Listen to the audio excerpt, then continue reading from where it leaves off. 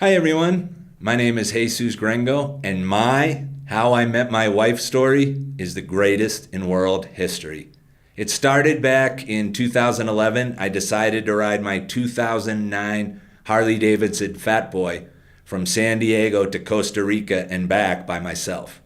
So I'm sitting at the last exit at the border, and I'm in front of like a convenience store. I pull out my pipe, smoke a bowl, and I'm like, game on. So I cross over the border and expect to just cruise right through because that's usually what happens. They have a system where you pull into your lane and you hit a button. If you get a red light, you get a random search, but most people just get a green light to keep traffic moving. I got the green light, but the Mexican military pointed at me and told me to pull over. There were all the bikers in a line. I found out later someone had given them a tip that a biker would be crossing over with guns. So it's my turn. They asked me to open my bag. I open the bag. Immediately the guy's like, "This bag stinks of marijuana. Do you smoke marijuana?" I said, "Yeah, I smoke, but I'm not bringing anything with me." I said, "I use that bag for all my trips, so it's probably a leftover smell." The marijuana was in a fake Fix-A-Flat can. So he starts moving stuff around. He pulls out like another small bag I had within the big bag, hands it to his buddy. He's like, "Does it smell like marijuana?" The guy's like, "Yeah." I just keep denying. Finally, they realize even if I have some, it's not going to be kilos. They basically move stuff around. So he's like, "Okay, you can go." Before I go, I tell him I'm going to make it to Costa Rica, because he had already asked me where I was going, and when I told him that, it blew his mind. He's like, "This guy's crazy. He doesn't even speak Spanish." So I get on the toll road, and I think it was the second toll, and there's another biker in front of me, and he can't find the money to pay the toll. I can see him digging around in his pockets, and he's not sure which one he stuck his wallet in. That happens all the time. So finally I waved to the toll guy and I'm like, I'm going to pay his toll because it's only like $2 and I was sick of waiting. I wanted to get going. So I pay the toll and he pulled over to wait for me. So I went over to say hi to him and I told him where I was going, and he's like, "Well, I'm going to La Fonda. If you want to go down there with me, we can hang out tonight." I was like, "Sure, I'll do that." So we drive down there. We decide to share a room because they had 2 double beds and it was cheaper. So the next day, I'm like, "You should come all the way to Cabo San Lucas with me." And he's like, "I don't know if I can, but I'll ride down to Ensenada with you, and then I'll see if I can free up my stuff." He's already driven all the way down from Canada, so he's already been driving far longer than I have. So we get to a coffee shop in Ensenada, hop on the Wi-Fi. He clears it back home that he can take a few more days to go down to Cabo all the way through Baja California. So we decide to go. Takes us a couple of days to drive all the way down. We get down to Cabo San Lucas. We're staying in a hotel and we decide to go to Cabo Wabo, Sammy Hagar's bar. So we go there for a few drinks and I'm like, "I'm tired. I'm going back to the hotel." He's like, "I'm going to stay." So he stays and gets so drunk that he passes out in the outside bar of Cabo Wabo downstairs. There's basically like a courtyard area where they have a couple of small bars and some food and an outdoor bathroom. So they find him in there at closing time with his pants around his ankles, and they're like, "You gotta leave." So a couple of local thieves convince him, because he's so drunk, that the hotel is far away when it's right down the street, and that he needs to take out money from the ATM.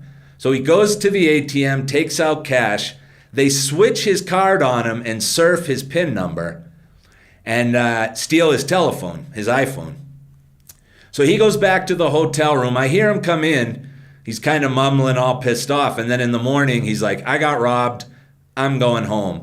But I want to see if I can file a report and get my iPhone back." I'm like, "No way, man. That thing's gone, but I'll go with you." So we walk down to where these 2 guys are basically giving away a free breakfast if you go watch a timeshare presentation. They also sell local tours that people can buy. So he's talking to the one guy to see if there's any way he can get his phone back. And I start shooting the shit with the other guy, whose name is Martin Solis. So after a while, he realizes it's a lost cause. We go back to the hotel. He's like, "I'm going back to Canada. I'll see you later, man. I'm like, I'm really sorry. I hate to see you go. I hate the trip ended for you this way, but that's life. About 2 or 3 hours later, my hotel phone rings, and Martin went into the lobby and I guess told him that he wanted to talk to the guy on the motorcycle, because I know I didn't give him my room number, and I doubt he had my last name, so he had to make an effort. So he tells me he has an extra ticket for a free booze cruise, which is basically an hour that's going to go out around Cabo, and it's all you can drink beer and like appetizers. I was tired, but I'm like, all right, man, I should do this. So I go down. As soon as I get down, he's like, I need you to be my wingman. I sold 2 women a tour today, and I really like one of them, and I need you to be my wingman for the other. I'm like, I don't care. It's a free booze cruise. So we go over to where the cruise is, and the 2 women show up.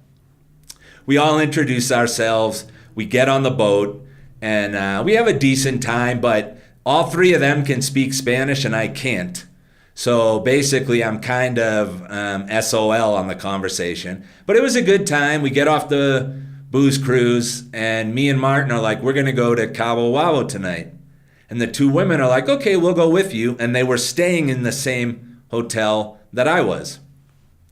So we all meet back up to go over to Cabo Wabo, and Martin gets absolutely hammered and just leaves us there.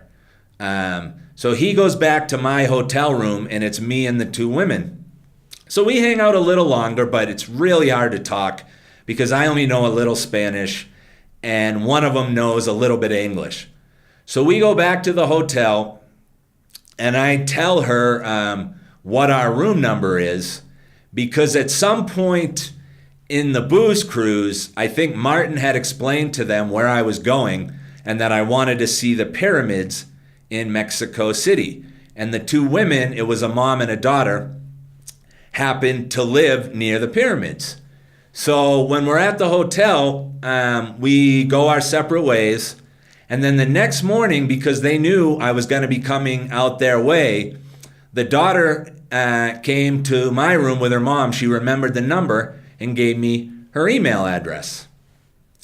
That woman is now my wife. Her name is Berenice Zaracero. A lot of stuff had to happen after I left that hotel for us to actually become married. I was not looking for a girlfriend, and I wasn't planning on living in Mexico City or anything like that. I will tell that story at another time, but this story is how we met. And at the time, you don't know these things, but when I look back on it, I know exactly what had to happen in order for us to meet. I had to wait in that parking lot before I decided to leave until the exact moment I did. The Mexican military needed to detain me long enough so that when I arrived at the toll, Glenn was already at the toll in front of me. I had to pay his toll or we never would have met. And I didn't do it out of the courtesy of my heart. It wasn't out of kindness. It was because I got a late start and I really wanted to get moving. And I was sick of waiting, and it was only $2. We then had to both pull over and talk, or I never would have met her. He also had to convince me to go down to La Fonda with him, and then I had to convince him to go all the way to Cabo San Lucas. If that hadn't happened, I never would have met my wife. On top of that, if he hadn't gotten drunk and passed out in the Cabo Wabo bathroom, we never would have met those 2 guys selling timeshares. If the guys selling timeshares hadn't talked to me and decided to use me as his wingman, I never would have met my wife. On top of that, he might have had my first name, but he definitely didn't have my last name. So he had to go to the hotel and basically tell the receptionist that he was looking for the American guy on a bike. Could she please ring my room number? I also had to accept his offer for the booze cruise. I was really tired. I didn't know him. I wasn't really in the mood to go drinking, but I was like, you're on vacation. The guy's being super nice. Just go with him. Every one of those things had to happen in that exact order, or I never would have ever met my wife. To me, it's the craziest story ever. And the craziest part about it is we have the same damn birthday, April 7th. She was born 8 years after me, but we were born on the same day. For all those events to happen in that exact order, and for us to have the same birthday, is the most mind-blowing thing that ever happened to me in my life.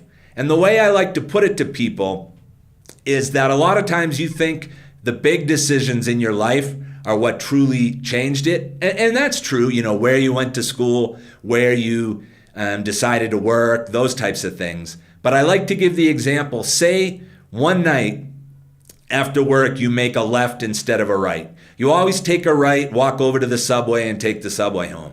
But that night you needed something from the store, so you decide to go make a left-hand turn. Because you make that left-hand turn, at that exact moment, you run into a friend that you know, and he's like, hey, let's go get a couple drinks. You go to that bar, and at that bar, you meet your wife. All of that happened because you decided to make a left turn one night instead of a right turn. The choices we make, the tiny little choices, affect our lives so much, but the only way you will know which choices affect your life that way is to look back. You can only see it with hindsight. It wasn't until we ended up married, or at least together, that I looked backwards and was like, oh my God, every one of those things had to happen for me and her to even meet. We have the same birthday, and now we're married. To me, that's the greatest how anyone met their wife story in the history of the world.